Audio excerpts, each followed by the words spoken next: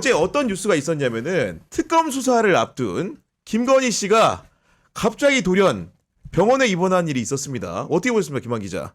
그러니까 저도 어제 속보로 보고 든 첫 번째 생각은 매를 번다 이런 생각을 했어요. 그러니까 이게 참 그 국민 정서나 김건희 윤석열 부부를 바라보는 네. 시각의 견조 생각해보면 매를 버는 짓이죠. 그러니까 왜 이제 와서 특검 수사가 그리고 어제 김건희 관련된 단독 뉴스들이 꽤 많이 나왔어요. 여러 많이 번 나왔어요. 나왔는데 네. 그런 시점에 입원을 하는데 좋습니다. 뭐 아프면 입원할 수도 있죠. 개인 신앙에 관한 문제니까. 그러면 최소한 어디가 어떻게 아프다는 말해야 되잖아요. 근데 평소 앓던 지병이 있었는데 유독하진 않다는 거예요. 그러니까 이게 한마디로 얘기하면 매를 버는 행위다. 이거 왜 이런 짓을 합니까? 아니 그 사이에 장윤선 정치전문기자 나와주셨습니다. 네. 죄송합니다. 늦었습니다. 그러세요. 아니 맞물려서 바로 여쭤보겠습니다. 네. 지금 김건희가 입원을 했는데 네. 오늘 오후에 네. 조선일보가 단독 보도를 냈어요. 김건희의 병명에 대해서 네. 이유를 밝히기를 우울증과 과호흡 때문에 입원을 했다. 네. 이걸 내놓았는데 네. 전 이 설명을 보면서 물론 개인이 가진 질병은 안타까운 일이지만 우리 국민들이 윤건희 부부 때문에 정말 전 국민적으로 네. 우울증에 준하는 질병을 알았기 때문에 병명을 보도 화가 나더라고요, 솔직히. 그러니까요. 예. 오전 10시 23분인가 이 기사가 조선일보발로 나왔어요. 그래서 첫 번째 왜 조선일보일까? 두 번째 그 김건희가 그렇게 그 패간에 맞이했던 조선일보에서 이번에 또 이렇게 도와주는 기사를 쓰네 이런 네. 생각이 좀 들었고 두 번째는 말씀 주신 대로 지난 6개월 동안 온 국민이 내란 불면증에 시달리면서 전 국민이 이제는 잡혀가나 어제는 잡혀가나 막 이러면서 계속 시달렸는데 네. 그것에 대해서는 아랑곳하지 않고 그리고 또 그 기사 중에 뭐 밤새 병상을 지키었다.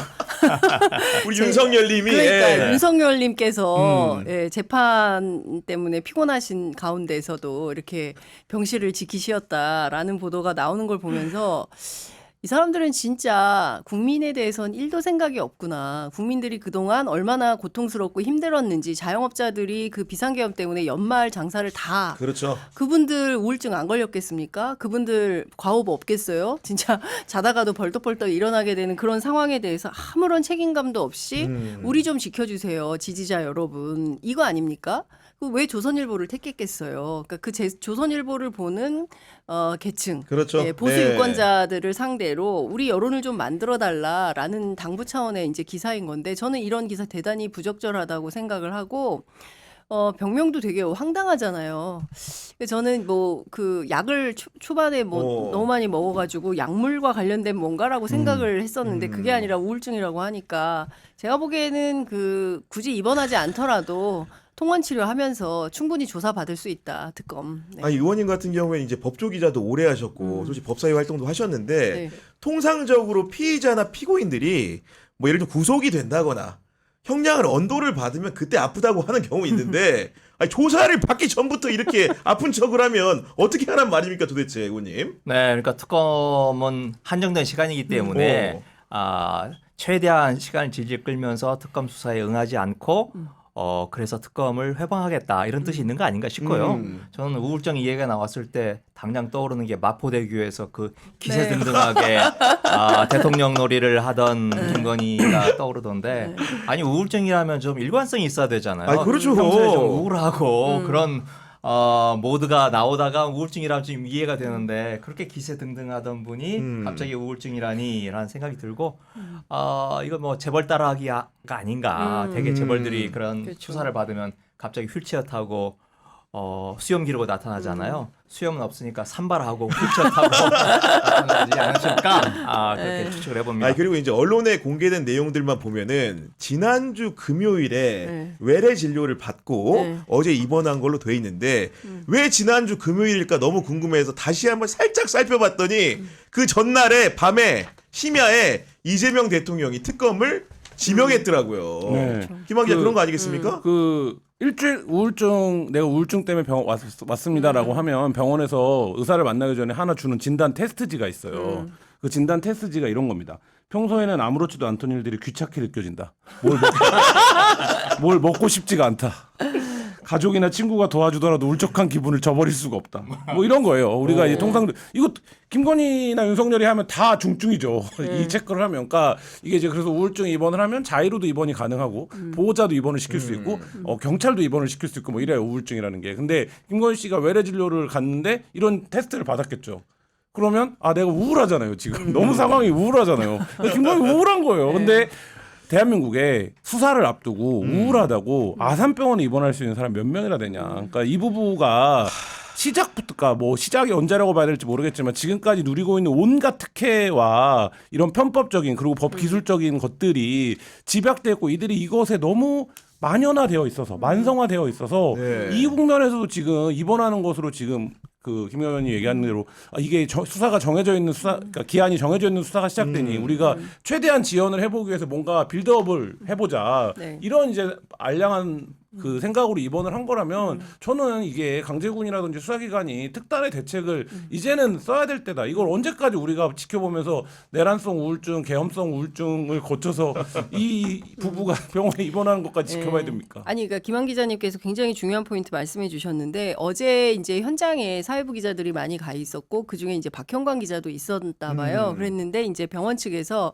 기자들 한켠으로 좀 비켜서라 너무 복판을 막지 마라. 막 이래서 이제 옆으로 한켠으로 이제 밀려나 있었는데 이제 어느 분께서 오셔가지고 굉장히 화가 나셔서 우리 딸은 지금 이 병원에 입원하려고 굉장히 위중한 병인데 입원하려고 계속 기다리고 있는데 어떻게 김건희는 하루아침에 저렇게 입원이 가능한 거냐. 뭔가 특혜가 있지 않고서야 불가능한 거 아니냐. 근데 지금 뭐 VIP 병동에 소수의 그 간호를 받으면서 입원 가료 중이라고 하는데 65에서 131만 원이라는 거 아닙니까? 하룻밤에. 일일. 네. 예. 그러니까 하루에 131만 원에 해당하는 금액을 치르면서 거기 머무를 수 있는 환자들은 진짜 대한민국의 정말 특권층들, 재벌들 아니면 어려운 거예요. 네. 그러니까 의원님 말씀하신 대로 재벌 코스프레를 하는 것이고 죽어도 나는 수사는 못 받아. 나 수사 때문에 너무 억울하고 너무 힘들거든. 뭐 이 얘기를 하고 있는 거예요. 근데 평범한 국민들이 볼 때는 진짜 정말 분통 터지죠. 네, 진짜. 그렇습니다. 네. 이게 말이 됩니까? 그리고 도피처로 삼은 거 아니에요, 병원을. 이른바 5대 병원에 가면 다 윤석열 욕하거든요. 그러니까 어쨌든 지금 그치. 병원의 이 파행 체계를 만든 분위기 게 안 좋지. 윤석열 네. 때문 아닙니까? 그러면 정상적인 사고나 혹은 정무적인 감각이 있는 사람이면 난 병원만을 안 가겠어요. 그 병원을 근데 이렇게 패스트트랙으로 누가 봐도 비워놓은 VIP실에 입원한 거 거죠. 같잖아요. 네. 이렇게 방식으로 내가 입원하면 그 병원에 모여있는 환자나 환자 보호자들은 다 저 새끼가 의료를 다 망쳤는데 이 생각만 지금 하는 거거든요. 제가 오기 전 댓글 보면 다 그런 내용들이에요. 그러니까 나는 6개월 기다렸다, 4개월째다, 나는 뭐 우리과의 의사 선생님이 그러니까, 사라졌는데 제가 왜 입원하는 거냐. 근데 사실 어떻게 이런 선택을 할 수 있는가, 이게 참 기이할 정도입니다. 정말로 이제 불과 사흘 만에 이렇게 입원할 수밖에 없었던 것은 아마도 그녀의 범죄 혐의가 너무도 중대하여서가 그렇죠. 아닐까 싶은데 네. 최근에 언론 보도를 봤더니 그 샤넬백 2개를 신발 한 켤레하고 이제 가방 가방으로 3개로. 바꿨는데 네. 그 신발 한 켤레의 사이즈가 그 심부름에 했던 유경옥 사이즈가 아니라면서요, 보니까. 오, 네. 저는 그 얘기 듣기로는 그 유경옥 씨와 김건희 씨의 풍채가 거의 비슷해서 발 문수도 비슷하다, 사이즈도 비슷할 거다. 돌려가면서 신었냐 하면 이제 이런 네. 얘기가 있었는데 어쨌든 이거는 딱 떨어지네요. 신데렐라 수사 결과 이것은 김건희 그녀의 것으로 판명됐다. 땅땅땅 거의 이런 분위기인 건데 일단 뇌물이잖아요. 뇌물을 받았잖아요. 근데 통상 저는 그 몇 가지 이해가지 않는 점이 있는데 그냥 그 무의식적으로 그냥 받았던 거예요. 검찰총장 시절부터. 그러니까 무감한 거죠. 누가 갖다 주면 왜냐하면 법 위에 있기 때문에 아무런 그 문제의식 없이 맞아요. 덮어놓고 그냥 네. 받았던 거다. 근데 받았는데 그냥 본인이 필요한 게 아니야. 그럴 때는 웃돈을 주고 바꾼 거잖아요. 근데 웃돈을 줄 때도 자기 돈을 쓴 게 아니라 그렇죠. 21g 그 대표의 부인이 샤넬의 VVIP였기 때문에 같이 갔다라는 건데 여기뿐만이 아니라 다른 매장도 같이 다녔다라는 게 최재형 목사의 주장이에요. 그러면 웃돈 주고 자기가 원하는 스타일로 바꿀 때도 남의 돈으로 한 거예요. 자기 돈은 10원도 쓰지 않고 뇌물마저도 이 사람은 재활용이라고 해야 됩니까? 뭐 이런 방식으로 해서 자기가 원하는 선택으로 했다는 거고, 그리고 경향신문 주간경향 보도에 네. 따르면 사실상 명품 중독으로 보여요. 집에서도 명품 입고 디올 입고 뭐 그러고 있었다는 거잖아요. 그런 내용을 종합해 보면 너무 심각한 수준이다 생각합니다. 지금 이제 샤넬백이나 신발로 또 이제 김건희가 다시 한번 혐의 선상에 오르고 있는데 네. 우리 의원님께서 그 의정 활동을 하시면서 일찌감치 윤석열 정부 초반에 김건희의 장신구에 대해서 문제 제기를 하셨더라고요. 예를 들면 목걸이 신고 재산에 없다 어디서 났냐, 팔찌 신고 재산에 없다 어디서 났냐, 브로치 어디서 났냐 이러셨거든요. 네. 윤석열 정부 초기에 김건희 이제는 뭐 여사도 아니고 그냥 김건희 씨죠. 김건희 씨죠. 네. 김건희 씨가 해외 순방 나갈 때마다 이제 그 화려한 장신구들을 차고 나갔는데 아무도 거기에 대해서 관심을 잘 표시를 하지 않더라고요. 네. 그래서 한번 조사를 해보자. 신고를 오. 했는지 여부에 대해서. 그래서 제가 처음으로 문제를 제기를 했고 제기를 했지만 네. 아무런 반응이 없었어요. 그 원래는 공직자윤리위원회에서 조사를 해서 왜 이걸 재산 신고를 하지 않았는지 조사를 하겠다라고 말을 해놓고는 꽁고묵은 자리고 그래서 검찰에 고발을 했는데 했지만 검찰에서도 여태까지 아무런 이런 방구가 없었습니다. 그나마 그 공직자윤리위원회에서는 하겠다라고 말했던 그 공직자윤리위원회 위원장이 윤석열 당시 대통령의 서울대 법대 스승이셨어요. 그랬구나. 네네. 네.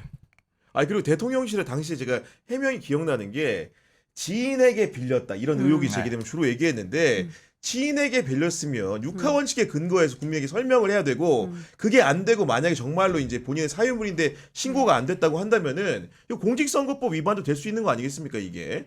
이게 중한 걸로 알고 있거든요 처벌 자체가. 그렇죠. 네. 네. 근데 하여튼 뭐 여태까지 아무런 네. 해명도 없이 그냥 지나갔는데 그때라도 한번 사실 경고성인 건데 그렇죠. 사람들이 네. 관심을 갖고 이거 지켜보고 있구나라고 하고 하면 조심했어야 되는데 뭐 그 뒤로도 전혀 조심하지 않고 주는 건 다 넙죽넙죽 받아먹는 그런 모습을 보인 거죠. 그러다가 이제 드디어 신데렐라까지 이제 왔고 신데렐라 발이 맞으면 이제 범인으로 확정이 되는 그런 순간을 앞두고 있습니다. 지금 생각해 보면 처음에 순방이 스페인이었고 나토 간 거 아닙니까? 그때 이제 중앙일보 칼럼이 뭐였냐면 600만 원짜리인지 400만 원짜리인지 프라다 치마 입고 그리고 그 고가의 장신구 빌렸다고 하는데 이때 그 1호기를 탄 게 바로 이원모 비서관의 부인 아니겠습니까? 그리고 이 여성이 먼저 갔어요. 그래서 먼저 가서 뭐 한 거냐, 명품 산 거 아니냐, 이제 이런 논란도 있었고 급기야 리투아니아에 가서는 명품 쇼핑몰을 아예 통째로 전세 내고 그렇습니다. 혼자서 네. 쇼핑을 즐기다가 발각이 됐는데 거기에서 본인은 하나도 산 것이 없고 본인 수행하는 수행원이 무슨 넥타이를 하나 샀다 말도 안 되는 주장을 했어요. 그러니까 명품과 관련해서는 해외 언론이 먼저 보도를 하고 뭐 이런 수준이었던 거 아닙니까? 근데 마침내 이제 그 의원님 말씀대로 신발 단계에 이르렀고 우리 국민들이 이제 김건희 씨의 신발 사이즈까지 알아야 확인해야 되는, 확인해야 네. 되는 단계에 이르렀고 맞으면 이제 범인인 거죠. 네. 빼박입니다. 빼박. 예전에 제가 그 지역에서 이제 검사들이 금품 받는 거 취재를 할 때 그 지역의 이제 범죄 예방 위원 지역의 유지입니다. 뭐라고 얘기를 하냐면 골프채를 선물을 하면 하루 치고 와서 더럽게 안 맞는데 가져가라 그런대요.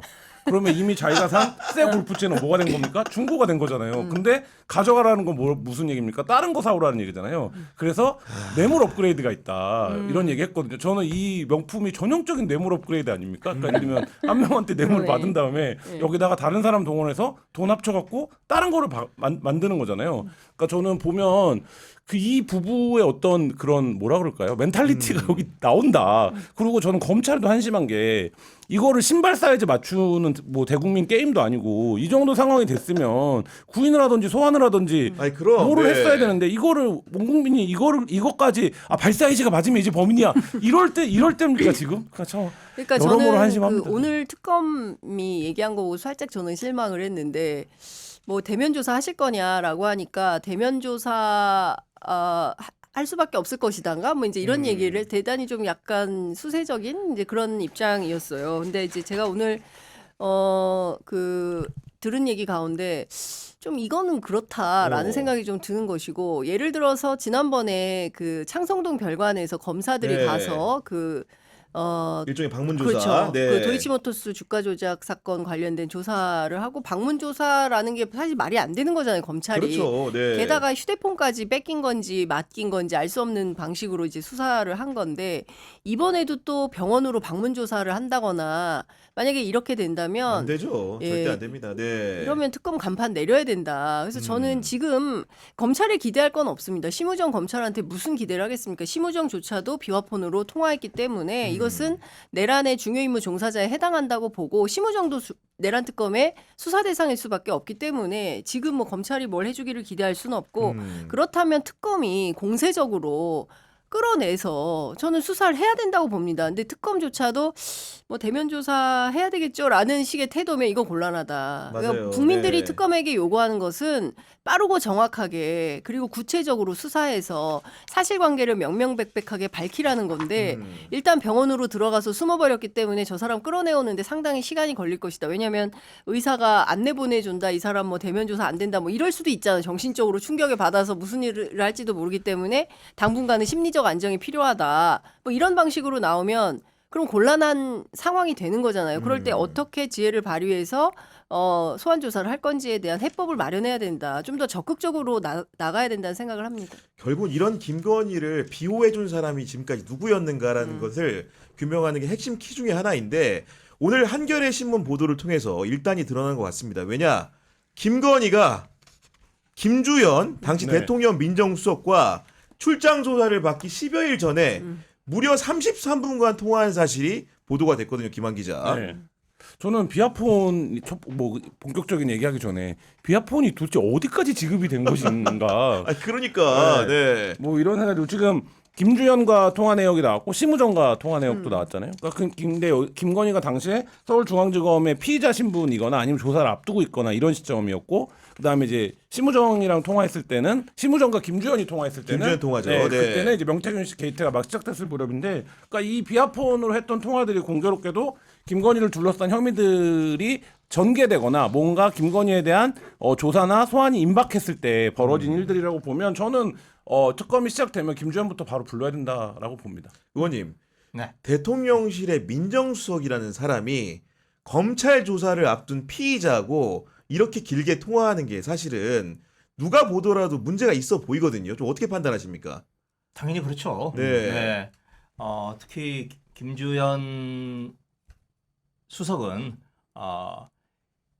윤석열 대통령이 어차피 검찰총장을 관리하고 통제하라고 하는 목적으로 김주현을 수석으로 시켰고, 그렇습니다. 네, 그리고 김주현이 검찰국장 시절에 검찰과장으로 데리고 있던 심우정 바로 직계 부하를 검찰총장 시켜서 대통령과 김건희의 뜻이 그대로 바로 검찰총장에게 전달이 되도록 하는 통로를 설계를 이미 해놓고 그대로 네. 지금 시행이 되고 있는 거다. 그렇게 봐야겠죠. 그러니까요. 그런 상황이었고 통화 양태를 좀 자세히 좀 훑어보면은 지난해 7월 3일에 오후 4시 8분쯤에 김건희가 김주현에게 전화를 걸었고 1차 통화가 17분 49초에 통화가 된 겁니다. 잠시 정지 기간을 가진 다음에 오후 4시 29분에는 김주현이 김건희에게 친히 전화를 걸어서 그 통화 시간은 15분 38초. 아까 말씀드린 도합 33분가량인데 이렇게 긴 시간 동안에 도대체 장윤 선배 네. 통화에서 무슨 얘기를 했을까요? 근데 사실 이 사실관계를 조금 더 들여다볼 필요가 있는데요. 그러니까 7월 2일 날 도이치모터스 주가 조작 의혹 사건 항소심에 대한 결심 공판이 있어요. 네. 그리고 나서 7월 3일 날 오전 7시 몇 분경에 윤석열 대통령이 먼저 김주현 수석에게 전화를 합니다. 그날 2차례 통화를 하고 바로 그날 김건희 씨하고 비아폰으로 김주현 수석이 통화를 2차례를 더 하는 거예요. 그리고 나서도 7월 4일 날 윤석열이 또 전화합니다. 김주현한테. 그리고 나서 엿새 후에 도이치모터스 주가 조작 의혹 사건에 대해서 무혐의 선고가 나잖아요. 이 일련의 상황을 종합을 해보면 비화폰으로 자기 민원을 해결한 거죠. 그러니까 도이치모터스 주가 조작 사건에 대해서는 당시에 야당이던 민주당이 적극적으로 이 사건에 대해서 들여다봐야 된다라고 요구를 하고 있었는데 거슬러 올라가면 총선에서 패배한 네. 그 국민의힘과 윤석열 정권이 도대체 이걸로는 안 되겠다. 여론을 좀 다시 뭐 국민적 여론을 뭐 수렴해야 되겠다라고 하면서 민정수석실을 부활하고 그리고 나서 김주현 수석을 세우고 그리고 나서 여론 수렴을 한 게 아니라 검찰 인사를 한 거잖아요. 검찰을 바꾸고 그러면서 이창수 전주지검장을 중앙지검장으로 끌어올리고 그리고 나서 네. 7월에 이런 전화 통화가 있고 그리고 나서 무혐의 처분을 끝내버린 거예요. 그러니까 결국에는 김건희의 어떤 그 수사를 무혐의 처분하기 위한 맞춤형으로 비화폰도 쓰이고 한 것이다. 그러니까 계엄의 블랙박스라고 하지만 이와 상관없이 윤석열 정권이 시작하면서 주요 포스트에 있는 사람들한테 비화폰을 나눠주고 김건희 수사부터 시작해서 여러 가지 일련의 과정들을 그러니까 소위 이제 더러운 손 역할을 비화폰을 통해서 다 한 거 아니냐 이런 의혹이 들 수밖에 없는 거죠. 의원님은 사실은 청와대 대변인 계셨으니까 그 주변의 일들을 좀 관찰을 하셨을 텐데 기자일 때와 다르게 그 비화폰이라는 게 저는 기본적으로 영부인한테 왜 가야 되는지 도무지 이해가 안 가거든요. 네, 비화폰을 가진 사람들이 청와대 수석급들이 뭐 한 10여 명 있었지만 네. 수석급들 정도에만 비화폰이 주어졌었고요. 나머지 사람들한테는 주어지지 않았어요. 그리고 영부인 그때 김정숙 여사님한테는 뭐 비화폰이 없었던 걸로 제가. 네. 그런데 왜 비화폰이 필요했느냐? 숨기고 싶은 사람이 비화폰을 갖지 않았겠어요? 그날 당일 아침에도 보면 윤석열이 먼저 통화를 하잖아요, 김주현하고. 근데 그 통화 내용 보면 짧아요. 그러니까 제가 상상력을 발휘해보면 이랬을 것 같아요. 네. 윤석열이 김주현한테 먼저 전화했을 것 같아요. 그렇죠, 먼저 전화했어요. 김건희가 내 처가 할 말이 있으니까 좀 받아. 라고 전화를 먼저 해놓고 그러니까 아주 짧게 지나가고 오후에 이제 김건희와 김주현이 통화를 하고 그 명령을 받은 김주현이 검찰에게 지시를 내려서 일사천리로 진행이 됐던 게 아닌가 싶습니다. 그게 지금 이제 의원님 말씀하신 게 보면 4시 8분에 전화해서 17분 49초를 통화를 했잖아요. 그럼 대략 한 4시 26분입니다. 통화가 끝난 시점이. 근데 4시 29분에 다시 전화를 걸잖아요. 그러면 통상적으로 이 통화 패턴은 뭘 말하는 겁니까? 아 그렇군요. 아 제가 그거 금방 알아보고 전화 다시 드릴게요. 이거 말고는 설명이 안 돼요. 그렇지. 네, 그러면 이 4시 26분에서 29분 사이에 김주현이 누군가에게 전화를 했겠죠. 그래서 김건희가 한참 얘기한 거에 대해서 알아봤겠죠. 그러고 나서 4시 29분에 다시 전화를 해서 아 그거 제가 알아보니까 이런 거네요. 이거 우리도 많이 하는 통화 아닙니까? 이런 패턴의 통화? 그러니까 딱 그 패턴의 통화다. 그럼 김주현이 비화폰이 통화 내용까지는 남지 않는다고 그럼 이 김주현이 이날 4시 26분에서 29분 사이에 누구에게 전화를 걸었는지만 나오면 이 통화를 왜 했는지는 그 사실상 규명이 끝난다. 근데 이제 공교롭게도 그 뒤에 어떤 일이 벌어집니까?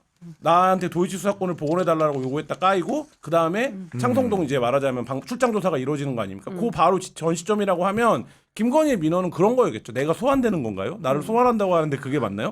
소환한대요? 제가 그거를 알아볼게요. 뭐 이런 거 여야 이 말하자면 통화 시간의 맥락이 자연스러워진다. 그렇죠. 아니 실제로 한겨레가 어제 오늘 양일간에 쓴 내용을 종합을 해보면 그 7월 2일 날 그 도이치모터스 주가 조작 항소심 결심 공판이 있고 7월 3일 날 윤석열이 먼저 김주현한테 일반 폰으로 전화를 해서 10분 정도 통화를 하고 그리고 오후 1시 그러니까 오전 7시 10분에 통화를 하고 오후 1시 6분에 또 전화를 해요. 윤석열이 그 김주현 수석한테. 네. 그래서 11초 통화를 하고 그리고 그날 오후에 두 차례 김건희와 김주현이 주고받고 그 3분 사이에 누구랑 통화했는지는 모르겠지만 10일 그러니까 7월 3일 말고 7월 10일과 11일 이틀에 걸쳐서 심우정, 김주현 심우정이 비화폰으로 또 통화를 해요.